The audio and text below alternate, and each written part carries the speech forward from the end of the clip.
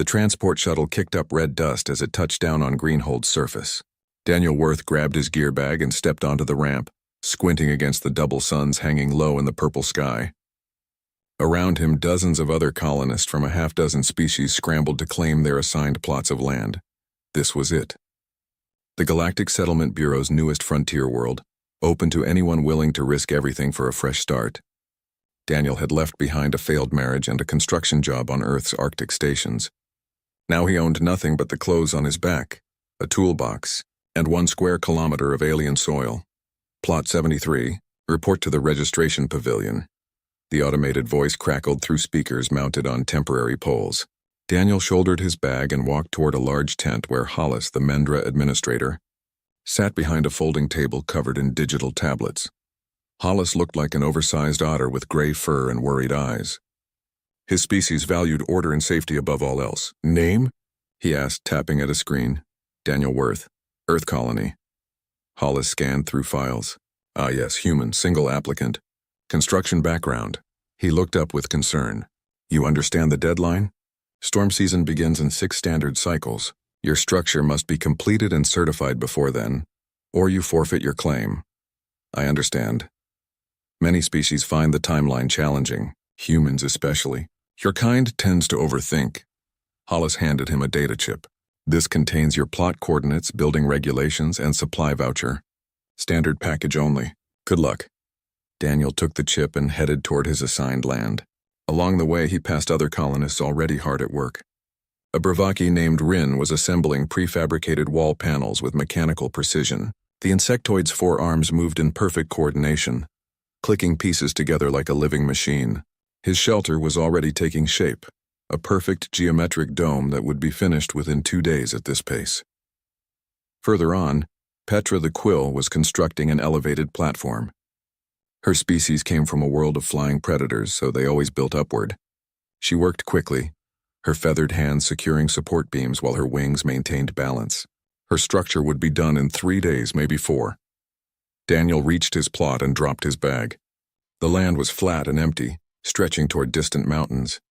Good soil underneath the dust. A small stream ran along the eastern boundary. He walked the perimeter slowly, noting where water collected, how the wind moved, where the suns cast shadows at different times of day. A young Bravaki child wandered over from a neighboring plot. Are you going to build? Finn asked, his compound eyes reflecting rainbow colors. Eventually, Daniel said. My parent says humans are slow, says you think too much and do too little. Daniel smiled. Maybe, or maybe we think about the right things. Finn didn't understand that, so he scurried back to where Rin was working. Daniel heard them talking and clicking sounds, probably discussing the strange human who wasn't rushing to assemble walls before dark. The first day, Daniel walked every meter of his land. He dug test holes in different spots, checking soil composition and drainage. He collected samples of native stone from the stream bed. He cut down 3 of the thin trees growing wild near the water and stripped them, testing their strength and flexibility. By evening, the other colonists had made visible progress. Rin's dome was half finished. Petra's platform stood 6 meters tall with walls going up. Hollis had completed his own bunker-style shelter near the administration pavilion, all reinforced walls and triple-sealed doors. Daniel had a pile of stones, 3 stripped logs and several holes in the ground. The second day, Daniel gathered more materials. He found clay deposits near the stream and spent hours digging, working the clay with his hands until he understood its properties. He collected more stone, selecting specific sizes and shapes. He cut more timber, measuring carefully, marking pieces with chalk.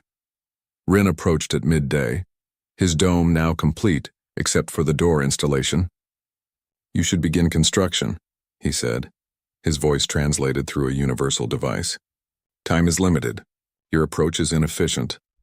I'm working on the foundation, Daniel said. I see no foundation. I see only materials scattered about. The foundation isn't just what you build on. It's understanding what you're building for. Rin's antennae twitched in confusion. For survival. For shelter from the storms. What else exists? Daniel didn't answer directly. Your dome is impressive. Very efficient. Efficiency is survival. I will finish today. You have not started.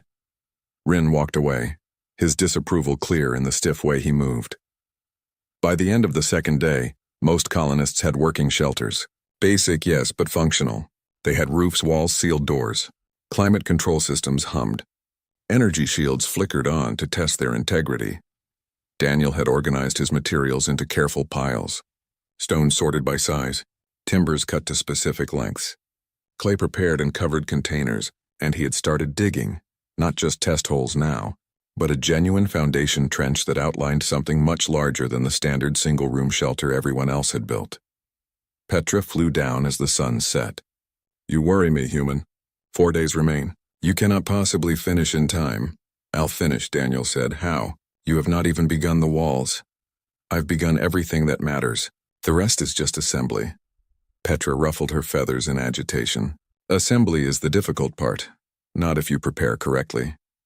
That night, Hollis called an emergency meeting at his completed bunker. All the colonists gathered inside the cramped space, sitting on fold-out chairs or standing against the walls. Daniel arrived last, dust on his clothes and clay under his fingernails. "We must discuss the human situation," Hollis began, his voice tight with worry. "Daniel has made insufficient progress. The storms will kill anyone caught outside without proper shelter." "I respectfully disagree," Daniel said. "I'm on schedule." "You have no walls," Rin stated flatly. "No roof. No environmental systems. I have everything I need. Pride will not protect you from atmospheric electrical discharge or wind speeds exceeding 200 kilometers per hour," Hollis said. "I am prepared to invoke emergency protocols and relocate you to communal shelter. That won't be necessary." "Then show us your plan," Petra demanded. "Prove you understand the danger." Daniel stood up. "Come to my plot tomorrow morning. I'll show you what I've accomplished." The meeting ended with reluctant agreement. Daniel walked back to his land under the stars, which looked strange and wrong compared to Earth's constellations. He lit a small fire in the pit he'd dug earlier, not for warmth but for light and comfort. Then he sat reviewing his plans one final time. Humans didn't build like other species. They never had. Every shelter built by human hands carried thousands of years of cultural memory, of trial and error, of learning that survival meant more than just not dying. It meant living, truly living, in a space that reflected who you were and who you wanted to become. Tomorrow he would show them the difference between what they had built and what he was preparing to create. Tomorrow they would begin to understand why humans called their structures homes instead of shelters, and why that distinction mattered more than efficiency or speed. Tomorrow they would see the foundation he had really been building, the one that existed in planning and preparation rather than in physical walls. And maybe, just maybe, they would understand that some things were worth taking time to do properly. The fire crackled, the wind whispered across the empty plain, and Daniel smiled, because everything was proceeding exactly as it should. Sunlight broke across the horizon in shades of orange and gold. Daniel had already been working for an hour when the other colonists arrived at his plot. They gathered in a loose semicircle, staring at what appeared to be a construction site in its earliest stages. Hollis carried a digital tablet, ready to document whatever Daniel showed them. Rin stood with his forearms crossed, skeptical. Petra perched on a rock, her wings folded tightly against her back. Several other colonists had come too, curious about the human who seemed determined to fail. "This is what you wanted us to see?" Rin asked, gesturing at the shallow trenches and piles of materials. "Holes in the ground and sorted stones?" "Let me show you properly," Daniel said. He walked to the first trench line, which formed a rectangle roughly 10 meters by 8 meters. "This is the foundation trench. I've dug down to the clay layer and filled it with compacted stone. This distributes the weight of the walls and prevents settling." "Why does weight distribution matter?" Petra asked. "Energy barriers support our structures. They require no foundation. Energy requires power. Power systems fail. Stone doesn't," Daniel said. He moved to the next feature. "These stones here, sorted by size. The largest ones form the base of the walls. They're placed directly on the foundation.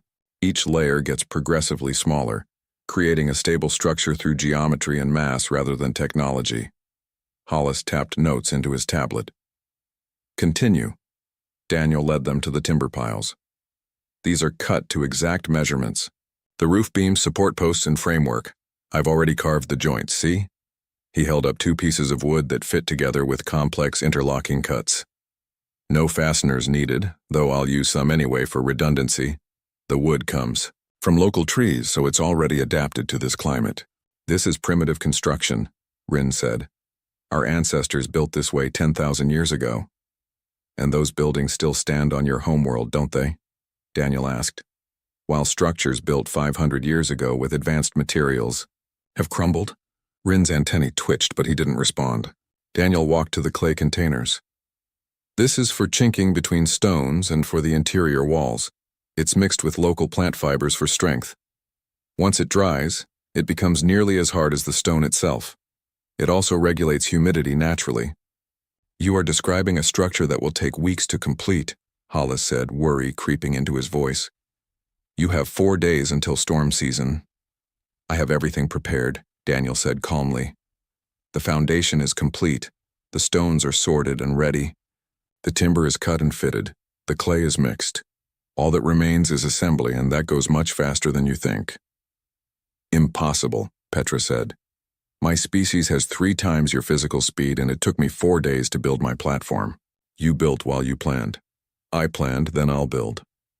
Finn had been circling the site, peering into trenches and examining stone piles. What is this for? The young Bravaki asked, pointing to a circular pit lined with stones. That's a fire pit, Daniel said. For cooking? For cooking, for warmth, for light, for gathering around. Humans have built fires in their homes for hundreds of thousands of years. Fire inside a dwelling? Hollis's fur bristled. That violates Safety Code 7.3. Open flames and enclosed spaces present unacceptable risk. Not if you build a proper chimney and ventilation system, Daniel said. He pointed to a stack of shaped stones nearby. These form the fireplace and chimney. The smoke vents through the roof, but the heat radiates into the living space. Living space, Rin repeated. You keep using that term. We build survival spaces, shelter from environmental hazards. I know, Daniel said. That's the difference. They didn't understand. He could see it in their faces. They saw what he was. Building is unnecessarily complex, dangerously old-fashioned, and impossibly time-consuming. They saw inefficiency, where he saw permanence. They saw wasted effort, where he saw investment in quality of life.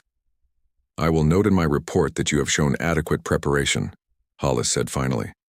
However, I remain concerned about the completion timeline. I urge you to reconsider communal emergency shelter. Noted, Daniel said. But I'll finish my home on time. Shelter, Rin corrected. You mean shelter? No, Daniel said. I mean home. The colonists dispersed back to their own plots, shaking their heads and clicking their concern. Only Finn lingered, walking the foundation line with careful steps. Why is your shelter so big? The child asked. The regulations say minimum size is 4 meters by 4 meters. Yours is much larger. Because I'm not building for minimum requirements. I'm building for living. But you are only one person. Why do you need so much space? Daniel knelt down to Finn's level. Right now, yes, I'm one person. But maybe someday I won't be. Maybe I'll have a family. Maybe I'll have friends who visit. Maybe someone will need a place to stay during hard times. A home should be ready for whatever life brings. Finn's eyes reflected confusion. Other species build for themselves. They expand later if needed. Your way seems inefficient. Maybe, but it also means the foundation. The walls, the roof, they're all built once, built right, built to last. I won't need to tear down and rebuild when circumstances change. The home adapts because it was designed to adapt from the beginning. The young Bravaki thought about this. My parent says humans complicate simple things. Your parent is probably right, Daniel admitted. We do complicate things, but sometimes complicated means thoughtful. Sometimes it means we're not just solving today's problem, but tomorrow's problems too. Finn scurried away, leaving Daniel alone with his piles of materials and his careful plans. He spent the rest of the day working steadily. The foundation trenches were already complete, so he began laying the first courses of stone.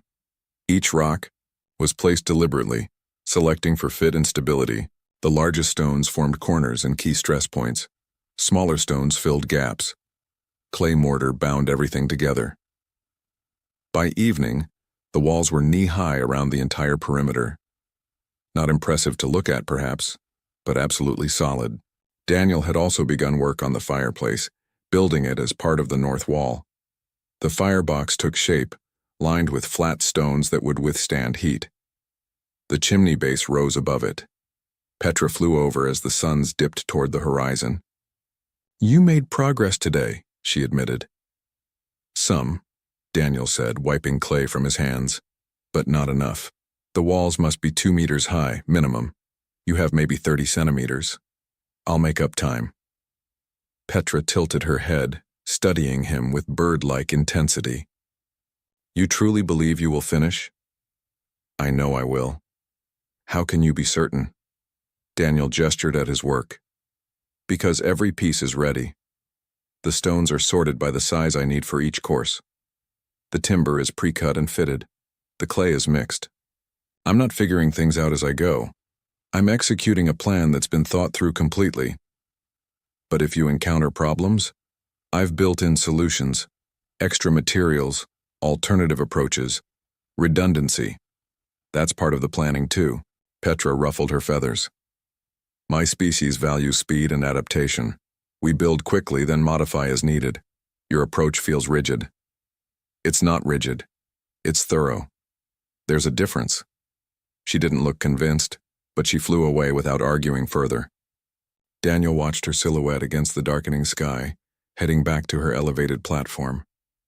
He wondered what it felt like to live up there, exposed to the wind, nothing but thin walls between her and the elements. Safe, certainly. Functional, absolutely. But comfortable? Did she rest easy at night, or did she simply endure until morning? He turned back to his own construction. The stone walls already felt different from the prefabricated panels and energy shields the others had erected. They had weight and presence. They would still be here a century from now, 2 centuries longer. They would weather storms and seasons and the daily wear of living. They would age, yes, but they would age gracefully, the stone becoming more beautiful as moss grew in cracks and the clay mortar developed a patina. This was the part other species didn't understand about human construction. They built for function and efficiency, which made perfect sense for their values and their needs. But humans built for something more. They built spaces that reflected their inner lives, their hopes, their connections to past and future. They built homes because they needed more than shelter to thrive. They needed beauty and permanence and the quiet satisfaction of being surrounded by something they had made with their own hands. Daniel lit his fire pit as full darkness fell. The flames cast dancing shadows across his partially completed walls. 3 days remained until storm season. His structure was perhaps 10% complete by visual estimation. But he wasn't worried. Tomorrow would be a long day. Tomorrow he would push his endurance to its limits. Tomorrow the aliens would see what human determination looked like when it was properly prepared and fully committed. But tonight, he sat by his fire and imagined the home as it would be when finished. He pictured firelight on interior walls. He imagined the sound of rain on the roof while he sat dry and warm inside. He thought about the door he would build, solid and welcoming, the kind of door that said home to anyone who saw it. Planning was 90% of construction. The other species had skipped that step, rushing to get walls up and roofs overhead. They had succeeded at building shelter quickly, but Daniel was building something different, something slower, something that required patience and vision and a willingness to trust the process even when others doubted.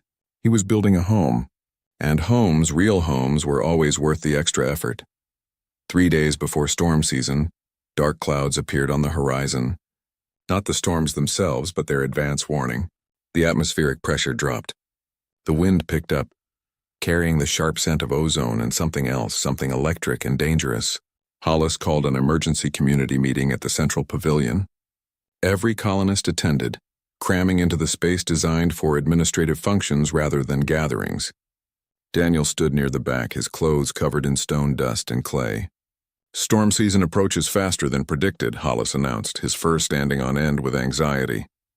Meteorology indicates first major storm in 60 hours, possibly less. All colonists must secure their structures immediately. Any incomplete dwellings must be abandoned. Affected residents will relocate to communal emergency shelter. Several voices spoke at once, translators creating a babble of sound. Hollis raised his paws for quiet. The regulations are clear. Structures must be complete and certified before storm exposure. This is for your safety. His eyes found Daniel in the crowd. Daniel Worth, human colonist, your structure remains significantly incomplete. I must insist you accept emergency housing. My structure will be complete, Daniel said. Impossible. You have foundation and partial walls only. Even with continuous work, you cannot finish in time. I can and I will. Rin pushed forward through the crowd. This is not pride speaking, it is delusion. I have monitored your progress. You work at approximately 1/3 the speed of most species. The mathematics are clear. Completion requires 80 hours of labor. You have 60 hours until storm arrival. I work differently than you measure, Daniel said. Physics does not change based on species, Rin replied. Stone has mass. Clay requires drying time. Timber must be secured. These are constants. Petra spoke from her perch near the ceiling. We are trying to help you, human. There is no shame in accepting the reality of time constraints. Daniel looked around at the worried faces, the concerned expressions across multiple species. They genuinely believed he would fail. They had watched him work for days and seen only slow progress. They had no framework for understanding what he was actually doing. Let me show you something, Daniel said. Come to my plot. Look at what I've really accomplished. We have seen your foundation, Hollis said. It is impressive but incomplete. You've seen stones and timber. You haven't seen the plan. Reluctantly, the group followed Daniel across the settlement to his plot. The suns hung low, casting long shadows across his partially built structure. The walls stood roughly chest-high now, the fireplace and chimney rising slightly taller.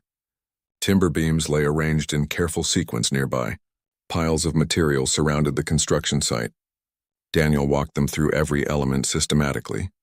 He showed them how the foundation stones were already positioned for maximum stability.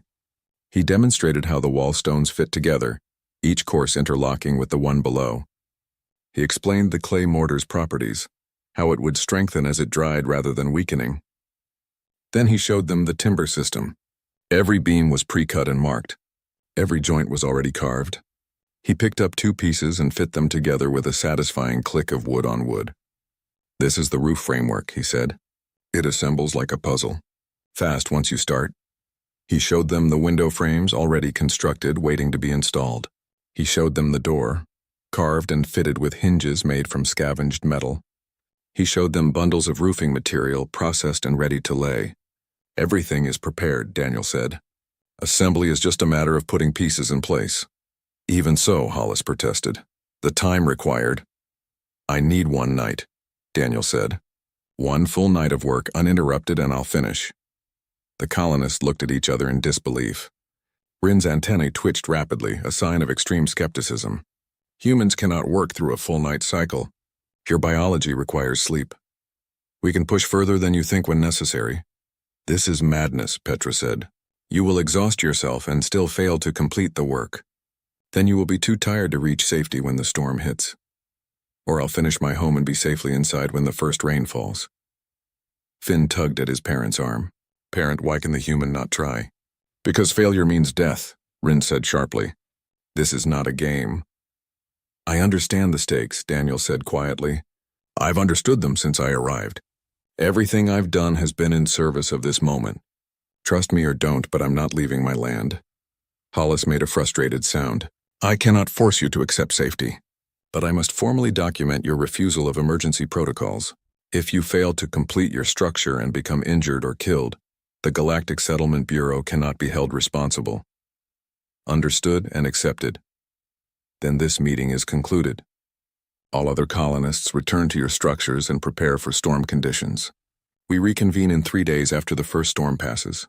Hollis paused, assuming we all survive. The crowd dispersed slowly, casting backward glances at Daniel and his incomplete walls. Some looked worried.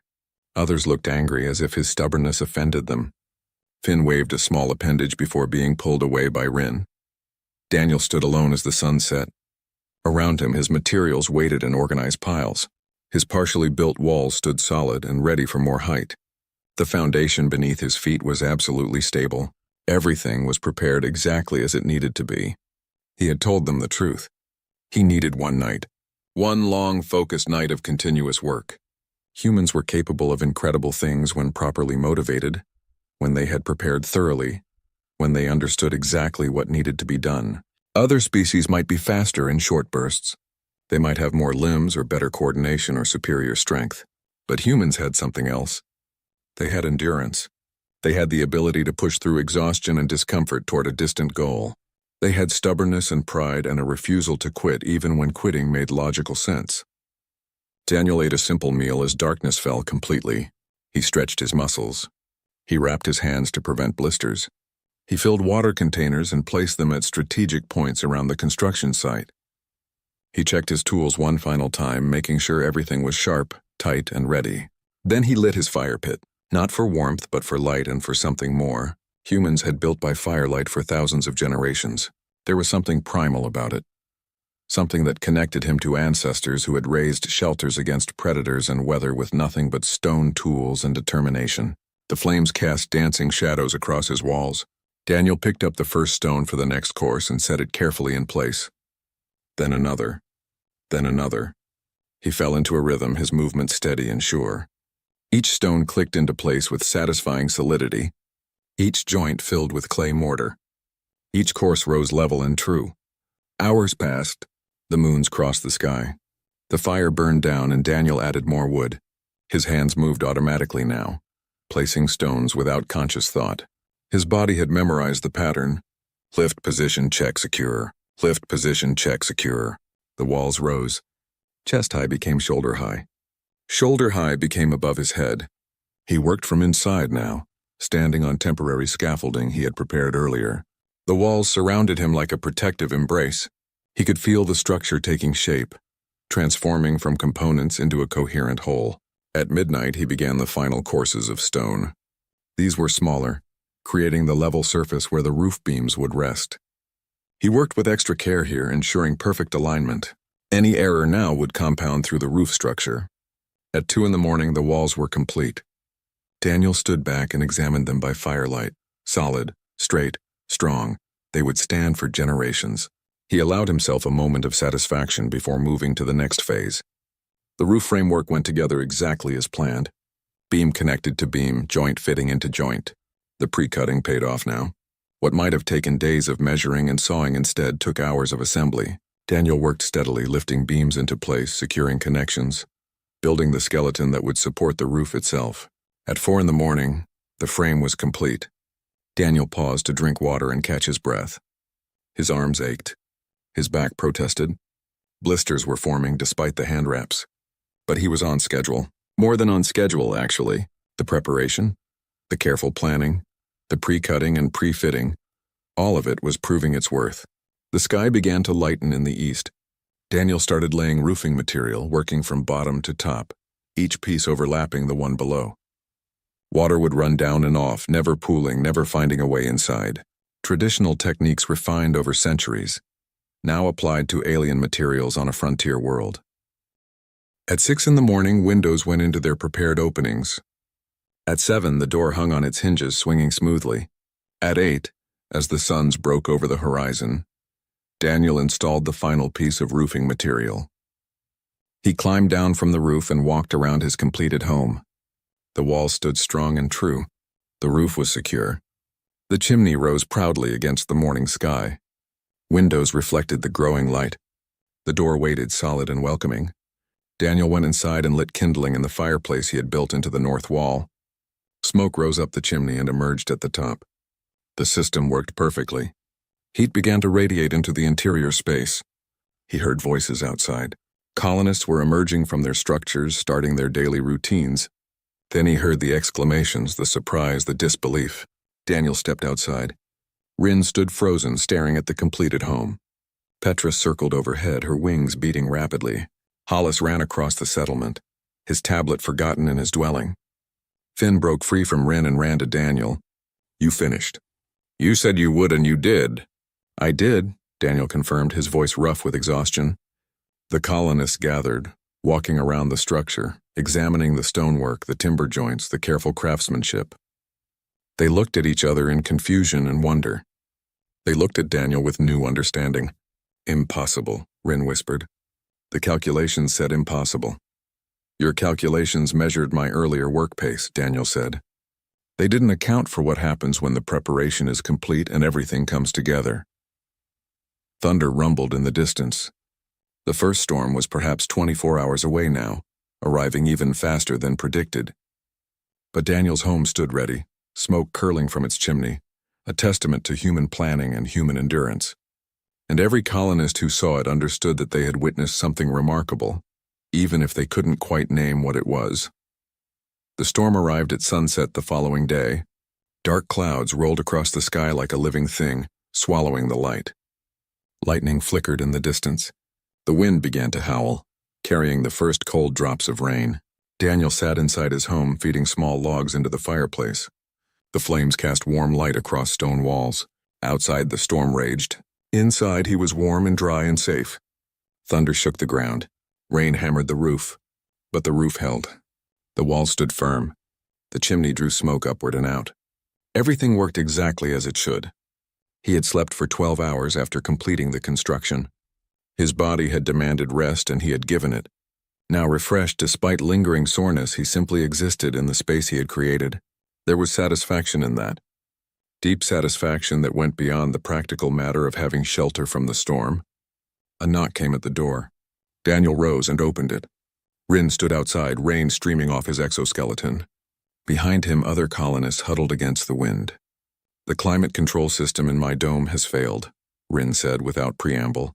Power consumption exceeded projections. Internal temperature is dropping to dangerous levels. Come in, Daniel said, stepping aside. Rin hesitated. You would allow this? Of course. Why wouldn't I? The Bravaki entered, followed by Petra, Finn, and 3 other colonists Daniel barely knew. They crowded into the main room, dripping and cold. Daniel gestured toward the fireplace. Warm yourselves. I'll make something hot to drink. He busied himself at the simple kitchen area he had built into one corner, a small stove, scavenged and installed during those final hours of construction. Water from a container heated over the flame. He added herbs from earth seeds he had brought, creating a simple tea. The colonists gathered around the fireplace, holding their hands toward the warmth. Rin stood awkwardly, his forearms uncertain. Daniel offered him a cup of tea. The Bravaki accepted it with something like confusion. You built more than required, Rin observed, looking around. The regulations specify minimum 4 meters by 4 meters. This structure is 3 times that size. Yes, Daniel said. Why waste resources on excess space? Daniel gestured at the group crowded in his main room. This is why. Right now, this space is being used by 8 individuals. Your dome is designed for 1. When your systems failed, you had nowhere to go except here. Petra ruffled her damp feathers. Your point is made, human. But still the inefficiency. You use 3 times the materials, 3 times the labor, 3 times the energy. And I have 3 times the functionality, Daniel replied. He pointed to different areas of the open interior. That space is for sleeping. That area is for cooking and food preparation. That corner will be storage. This central area where we're gathered is for living, for gathering, for being together. Being together is not a survival requirement, Rin said. No, Daniel agreed. It's a living requirement. Thunder crashed directly overhead. The walls absorbed the sound, muting it. The fire crackled. The tea warmed cold hands. Outside, the storm howled. Inside, relative quiet and comfort prevailed. Finn walked around the room, examining everything with a child's curiosity. There are shelves here with nothing on them, the young Bravaki observed. Why build empty shelves? They won't always be empty, Daniel said. Eventually, I'll have things to put on them. Books, perhaps. Objects that have meaning. Pictures of places I've been or people I've known. Decoration serves no function, Rin stated. It serves a psychological function. Humans need more than bare walls. We need reminders of who we are, where we've come from, what matters to us. One of the other colonists, a quiet Mendra named Brooke, spoke up. In my shelter, I wait for the storm to end. Here I forget the storm exists. That simple statement hung in the air. The others looked at Brooke, then at each other, then at the space around them. Daniel saw understanding beginning to dawn in their expressions. The temperature, Rin said suddenly. It is stable, but I see no climate control systems. The walls are stone, Daniel explained. Stone has high thermal mass. It absorbs heat during the day and releases it slowly at night. In cold weather, the fireplace heats the stone, which then radiates warmth for hours. The system regulates itself naturally. And if the fire goes out, the walls retain heat for a long time. And wood is a renewable resource. As long as I can collect fuel, I have heat. Your dome depends on power systems, which depend on supply chains, which can fail. Rin's antennae drooped slightly. I am beginning to understand the flaw in my approach. The storm continued through the night. More colonists arrived, their various shelters proving uncomfortable or problematic in different ways. Petra's elevated platform swayed in the high winds, terrifying despite being structurally sound. Hollis's bunker was secure but claustrophobic, the sealed doors making him anxious. Brooke's standard shelter leaked, water finding gaps in the prefabricated seams. Daniel's home became an unofficial gathering place. He shared his tea, his fire, his space. The colonists sat together, no longer isolated in individual survival pods. They talked. They shared stories about their homeworlds. They laughed at Finn's questions and Rin's increasingly embarrassed admission that efficiency was not everything. How did you know to build this way? Petra asked during a lull in conversation. Your species must have extensive training in domestic architecture. Not really, Daniel said. Humans just build homes naturally. We've been doing it for hundreds of thousands of years. The specific techniques change, but the underlying philosophy stays the same. Which is that a dwelling should nurture life, not just preserve it. That the space where you live affects how you live. That being comfortable and feeling secure are different things, and both matter. Rin stood and walked to one of the windows. Rain streamed down the outside, but the interior remained dry. My dome is more energy efficient. It uses less physical space. It costs less to construct. By every objective measure, it is superior to this structure. But, Daniel prompted. But I do not wish to return to it, Rin admitted quietly. When the storm passes and repairs are complete, I will be able to go back. The thought fills me with something I cannot name. Not fear, not sadness, but reluctance. My dome protects me from the environment. This place protects something else, something I did not know required protection. Who you are, Daniel said. A shelter protects your body. A home protects your spirit. Spirit is not a scientifically measurable concept. No, but you feel it anyway, don't you? Rin's antennae curved in an expression that might have been agreement. The night wore on. The storm showed no signs of weakening. Wind howled. Lightning flashed. Thunder boomed. But inside Daniel's home, the fire burned steadily. The colonists dozed in comfortable warmth. Conversations drifted into comfortable silence. Daniel added another log to the fire and looked around at the gathered beings from half a dozen worlds. This was what he had built for, though he hadn't fully realized it until now. Not just walls and a roof for himself, but space for others. Room to gather. Comfort to share. Humans had always understood that survival was only the beginning. You could survive in a cave, in a tent, in a sealed box floating in space. But to truly live required something more.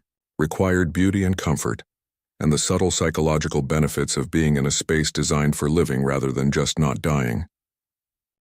I am going to rebuild my dome, Rin announced suddenly. Everyone looked at him.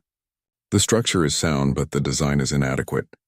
I will incorporate principles I have observed here. Not a copy, but an adaptation for my species' needs. I will redesign my platform as well, Petra said. Height is necessary for my psychology, but perhaps I need not sacrifice all comfort for elevation. Brooke nodded. The standard shelter provided by the Settlement Bureau meets minimum requirements. But minimum is not optimal. I see this now. Hollis had been quiet for most of the evening. Now he spoke, his voice thoughtful. The regulations will need updating. The current standards emphasize safety and efficiency. These are important, but perhaps not sufficient. We should encourage colonists to build homes, not just shelters. That would require redefining success criteria, Rin said. Yes, Hollis agreed. It would. Dawn came eventually, gray and wet, but brighter than the night had been. The worst of the storm had passed, though rain continued. The colonists prepared to return to their own dwellings to assess damage and begin repairs. Finn was the last to leave. The young Brevaki stood at the door, looking back into the main room. "Thank you for teaching us," he said to Daniel. "I didn't teach anything," Daniel replied. "I just built what humans build." "That is the teaching," Finn said with surprising wisdom for a child. "You showed us what we were missing." They left and Daniel closed the door behind them. The fire had burned down to coals. The room smelled of wood smoke and wet stone and the herbs from his tea. Outside, his neighbors were returning to shelters that suddenly seemed less adequate than they had before. But inside his home, Daniel felt the deep satisfaction of having built something right. Not perfect, certainly. Not without flaws. But right in the ways that mattered most. The storm had tested his construction and found it sound. But more importantly, it had tested his philosophy and proven that humans understood something fundamental about dwelling places that other species had overlooked in their pursuit of efficiency. A shelter keeps you alive. A home gives you reasons to live. And in that distinction lay the difference between surviving and thriving, between enduring and flourishing, between existing and truly being. The rain continued, drumming on the roof. But inside, everything was warm and dry and exactly as it should be. The storm lasted 3 days total. When it finally cleared, the settlement emerged to assess damage and begin recovery. Daniel walked among his neighbors, offering help where needed. Most structures had survived intact, though many showed stress or minor failures. Rin's dome had a crack in one panel where thermal expansion exceeded design parameters. Petra's platform had held firm but terrified her during the worst winds. Brooke's standard shelter had leaked in 6 places. Hollis's bunker was sound, but he had experienced panic attacks in the sealed environment. Everyone had survived, but not everyone had been comfortable, and that distinction mattered more than the colonists had realized before the storm. Daniel helped Rin repair the cracked panel. As they worked, the Brevaki asked questions. How thick should walls be for optimal thermal mass? What materials handled humidity best? How did you calculate natural ventilation rates? "I don't calculate most of it," Daniel admitted. "Humans mostly build from experience and intuition. We know what feels right because we've lived in thousands of different structures over our lives." "Inefficient knowledge transfer," Rin observed. "Each human must learn individually, rather than accessing standardized data." "Maybe, but it also means every human has personal understanding of what makes a space livable. We're not implementing specifications, we're creating environments based on lived experience." Rin's antennae curved thoughtfully. "That explains the diversity in human architecture. Every structure slightly different, reflecting the builder's understanding." "Exactly." They finished the repair and Rin stepped back, looking at his dome with dissatisfaction. "This is adequate shelter, but it is not a home." "It could be," Daniel said. "You don't need to rebuild from nothing. Just modify what you have. Add elements that make it more than functional, such as..." Daniel walked around the dome, considering. "Windows first. Actual windows, not just viewports. Natural light changes how a space feels. Then interior divisions. Create rooms for different purposes rather than one multi-purpose space. Add personal touches. Objects that mean something to you. Color, texture, things that make it yours. These additions serve no survival function. They serve a living function. There's a difference." Over the following days, Daniel watched his neighbors begin to modify their structures. Rin added windows, carefully measuring and cutting openings in his dome. He installed interior walls, creating separate spaces for sleeping, working, and what he called social interaction. He even requested Daniel's help building a small fireplace, though the Brevaki added modern ventilation controls to satisfy his engineering instincts. Petra was more dramatic in her changes. She kept her elevated platform but expanded it significantly, creating multiple levels connected by ramps and perches.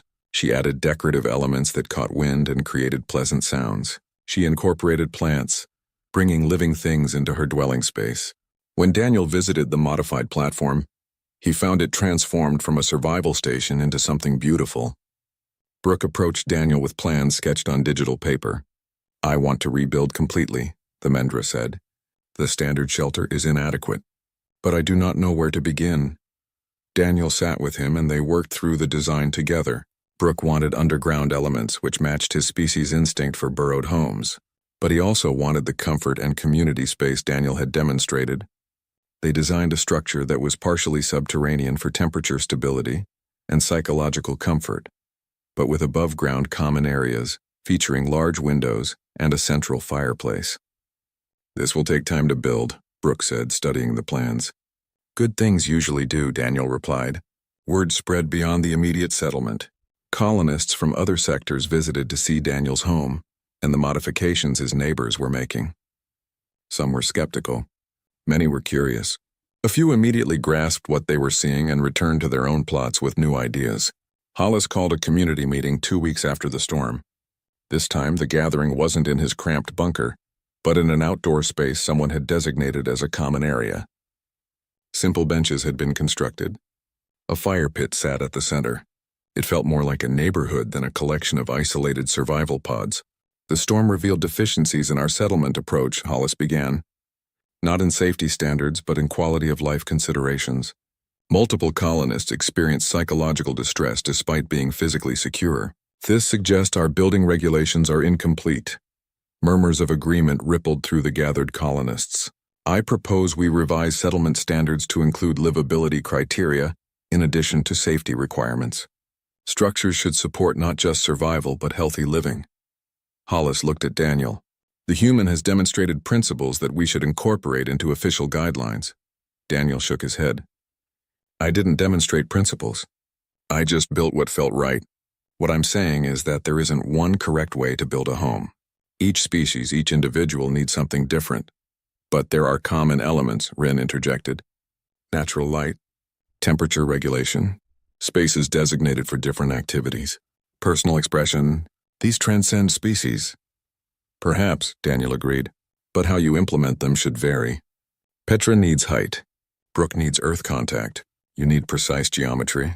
I need a fireplace and windows. Homes should reflect who lives in them. Finn raised a small appendage. Why does your home have extra rooms if you live alone? The adults grew quiet, waiting for Daniel's answer.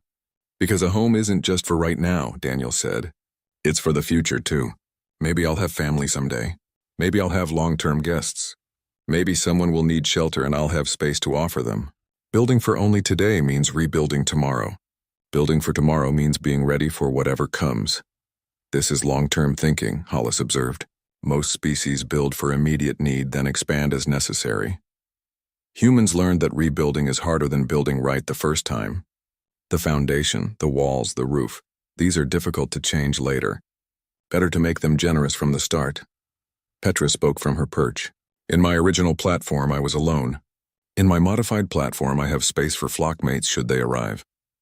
This changes my relationship to the structure. It is not just my survival pod. It is potential community. That's it exactly, Daniel said. A shelter is about you. A home is about us, even if us is just potential right now. The meeting continued, with colonists sharing their modification plans and discussing new building approaches. Hollis took notes, already drafting revised regulations that would encourage rather than just permit quality of life improvements. As the gathering dispersed, Daniel found himself walking with a group of colonists toward his plot. They wanted to see details of his construction, to understand how stone walls were laid or how windows were framed. He showed them willingly, answering questions and offering suggestions.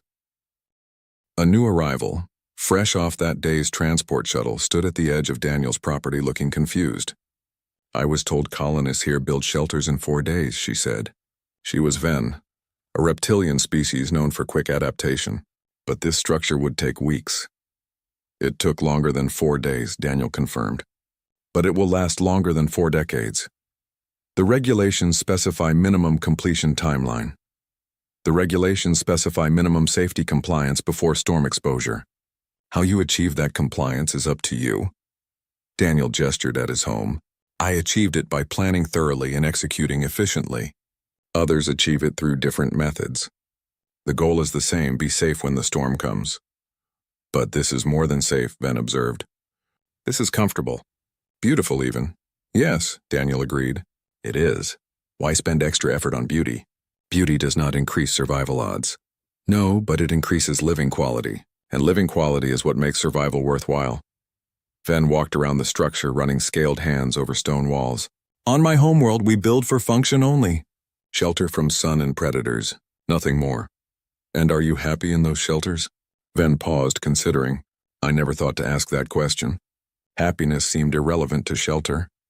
That's the human perspective in a nutshell, Daniel said. Happiness is always relevant. Every aspect of life, including and especially where you live. Over the following weeks, the settlement transformed. Not every colonist rebuilt completely, but everyone made modifications. Windows appeared where there had been blank walls. Fire pits materialized in common areas. Colors splashed across previously uniform surfaces. Gardens sprouted near dwelling entrances. The changes were small individually, but collectively they represented a fundamental shift in philosophy. The colonists were no longer just surviving on Greenhold. They were beginning to live there. Finn became Daniel's frequent companion, following him around and asking endless questions. When humans first built homes on Earth, did they look like this? Some did, Daniel said. Humans have built in thousands of different styles. Caves, tents, wooden houses, stone houses, ice houses, houses on water, houses underground. The materials and methods change, but the goal stays the same. What goal? Creating a space that nurtures human life. Not just protects it, but nurtures it. Somewhere you can rest and dream and be yourself without fear or discomfort. Other species protect life efficiently. Humans nurture it beautifully. Daniel smiled. That's a good way to put it. The young Bravaki looked at Daniel's home, then at the modified structures around the settlement, then back at Daniel. You changed everything by building one house. I just built what I needed, Daniel said. Everyone else saw it and realized they needed something similar. Not the same thing, but the same idea behind the thing. The idea that home is more than shelter. Exactly. As the sun set on another day, Daniel sat by his fire pit outside. Around the settlement, lights came on in windows. Smoke rose from multiple chimneys now, not just his. Voices carried on the evening air. Colonists gathering in common spaces rather than isolating in individual pods. A community was forming. Not just a collection of survivors, but an actual neighborhood where people knew each other, helped each other, and gathered together by choice rather than necessity. And it had all started because one human refused to build just a shelter. He had built a home instead, and in doing so, taught an entire settlement the difference between the two. 6 months after the first storm, a transport ship arrived carrying officials from the Galactic Settlement Bureau. They had come to evaluate Greenhold's development and determine if the colony would receive continued support and additional resources. The lead inspector was an official named Torvin, a methodical species known for strict adherence to regulations. He carried multiple scanning devices and a thick digital file of compliance requirements. His team spread out across the settlement, measuring, testing, and documenting everything. Daniel was working on an expansion to his home when Torvin approached. The human had added a covered porch area where neighbors could gather in shade during the hot season. The inspector examined the construction with obvious confusion. This addition is not documented in your original building permit, Torvin stated. No, it's not, Daniel agreed, setting down his tools. I built it last month. All structural modifications require approval and inspection before construction begins. I'm aware of the regulations. I figured I'd get it inspected now that it's complete. Torvin's translator device made a sound that might have indicated irritation. That is not proper procedure. Structures must be approved before building to ensure compliance. It complies. Feel free to check. The inspector spent 20 minutes examining the porch, scanning joints, testing stability, measuring everything. Finally, he looked up with obvious frustration. The construction exceeds minimum standards in every category. But that is not the point. The point is procedure. I followed the important procedure, Daniel said. I built something safe and functional. The paperwork just didn't happen to come first. Before Torvin could respond, Hollis approached with his own tablet. Inspector Torvin, I need to discuss the settlement's compliance status. Yes, Administrator Hollis. I have noted numerous irregularities. Many structures have been modified from their approved plans. There is an unauthorized common gathering area. Multiple colonists have implemented heating systems that are not standard issue. All modifications have been logged and certified after completion, Hollis said. Every structure meets or exceeds safety requirements. But the procedure was designed for standard settlement development, Hollis interrupted. Greenhold has developed in a non-standard way. We have prioritized livability alongside safety. The results speak for themselves. Torvin consulted his files. Standard settlement psychological metrics indicate acceptable stress levels in 70% of colonists during the first year. Your settlement shows acceptable stress levels in 97% of colonists. This is a statistical anomaly. It's not an anomaly, Hollis said. It's the result of better housing design. Housing design is not a factor in the standard metrics. Then perhaps the standard metrics are incomplete. Torvin followed Hollis on a tour of the settlement. They visited Rin's modified dome, now featuring windows, interior rooms, and a small fireplace that the Bravaki proudly demonstrated. They climbed to Petra's expanded platform, where multiple families now lived in comfortable proximity. They descended into Brooke's partially underground home, where Earth contact provided psychological comfort, while above-ground gathering spaces prevented isolation. At each stop, colonists spoke about their quality of life.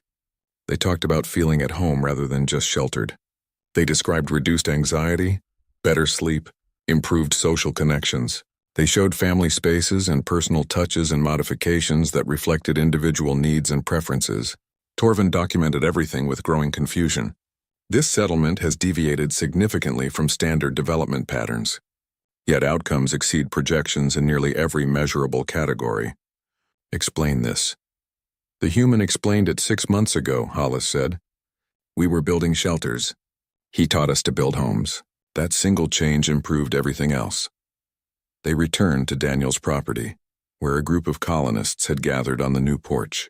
This had become common, neighbors stopping by to share news or simply enjoy each other's company. Finn was there with Rin, Petra perched on a railing. Brooke sat on a bench Daniel had carved from local wood. You are Daniel Worth, Torvin stated. Human colonist. Plot 73. Your structure is noted as the origin point of settlement development pattern deviation. I just built my house, Daniel said. You built significantly more than minimum requirement. This influenced other colonists to do likewise. The effect has spread across the entire settlement. People saw a better way and adopted it. That's not deviation, that's improvement. Torvin consulted his devices. Define the difference between your construction approach and standard shelter construction. Daniel thought for a moment. Standard shelters protect you from the environment. They're designed to keep you alive. Homes do that too, but they also protect who you are. They're designed to help you live well, not just survive. Survival is the primary concern of frontier settlements. Survival is the foundation, Daniel agreed. But it's not the goal. The goal is to build a life worth living. You can't do that in a space designed only for not dying. Philosophy is not measurable. Results are measurable, Hollis interjected. Greenhold colonists report higher satisfaction, lower stress, better social cohesion, and increased productivity compared to other frontier settlements. These are documented facts. Torvin was silent for a long time, processing. His species valued data above intuition, but the data was undeniable. Finally, he spoke. I will recommend that the Galactic Settlement Bureau study Greenhold's development pattern for potential incorporation into standard settlement guidelines. You can't make it a standard, Daniel said. That defeats the purpose. Each settlement, each colonist needs to build what works for them. You can encourage the philosophy, but you can't mandate the specifics. That creates inconsistency. That creates diversity. Diversity is strength in architecture like it is in everything else. Over the following days, Torvin and his team continued their evaluation. They interviewed colonists, examined structures, and compiled massive amounts of data. What they found consistently supported Hollis's claims. Greenhold was thriving in ways other frontier settlements were not. The turning point came when Torvin observed a community gathering one evening. The colonists had created a central area with fire pits, seating, and open space. Multiple species gathered there after work, sharing food and stories. Children from different worlds played together. Adults formed friendships across species barriers that typically remained rigid on other settlements. This is unusual, Torvin observed to Daniel, who was tending one of the fire pits. What is? Interspecies social integration. Most frontier settlements maintain species separation. Shared resources, yes, but minimal social interaction. Here, colonists actively seek each other's company. Because we have spaces designed for gathering, Daniel said. Most shelters are built for individuals or single-family units. They don't encourage visitors or community. Homes do, especially homes with common areas and welcoming designs. Architecture influences social behavior. Of course it does. Humans have known that for thousands of years. You build isolated pods, you get isolation. You build connected spaces, you get connection. Torvin watched Finn playing with children from 3 other species, all of them laughing in their various ways. This is the Greenhold model. Not just housing design, but community design. I didn't design a community, Daniel said. I just built my house in a way that allowed community to happen naturally. Everyone else did the same. The community designed itself. You were the catalyst. Maybe. Or maybe people were ready for something better and just needed an example to follow. The inspection team departed 2 weeks later. Torvin's final report was extensive, but the conclusion was simple. Greenhold represented a successful frontier settlement that exceeded expectations through innovative application of livability principles alongside standard safety protocols. The report recommended that other settlements study Greenhold's approach, particularly the emphasis on homes rather than shelters. It could not mandate specific designs, as Daniel had warned, but it could encourage the philosophy behind them. 3 months after the inspection, new colonists began arriving on Greenhold, but these were different from the first wave. These colonists came specifically because they had heard about the settlement's unique approach to housing. They wanted to build homes, not just shelters. They wanted to join a community, not just survive in isolation. Daniel helped many of them, offering advice and assistance, but he was careful not to design their homes for them. Each colonist needed to discover what home meant to them personally. His role was to encourage that discovery, not to dictate its outcome. A year after Daniel had completed his original home, the settlement had grown to 3 times its initial size. New sectors were being developed, but unlike typical frontier settlements, these new areas incorporated community spaces from the beginning. Central gathering areas, connected walkways, shared gardens. The infrastructure itself encouraged social connection. Rin had become an unlikely advocate for aesthetic considerations in engineering. He taught classes on incorporating beauty into functional design, drawing on principles he had learned from Daniel and developed further through his own research. Petra created art that adorned multiple buildings, her species' natural understanding of 3-dimensional space, translating into sculptures and installations that enhanced the settlement's visual environment. Brooke had become a specialist in hybrid construction, helping colonists design structures that honored their species' instincts while incorporating comfort and community elements. Hollis had completely revised settlement regulations, creating flexible guidelines that encouraged quality of life while maintaining safety standards. Other settlements across the frontier were adopting similar approaches. And Finn, who had watched a human build a home when everyone else built shelters, grew up understanding that survival was just the beginning. The young Bravaki was already designing structures that pushed the boundaries of what was possible, blending efficiency with beauty, function with comfort. One evening, Daniel sat on his porch with Rin.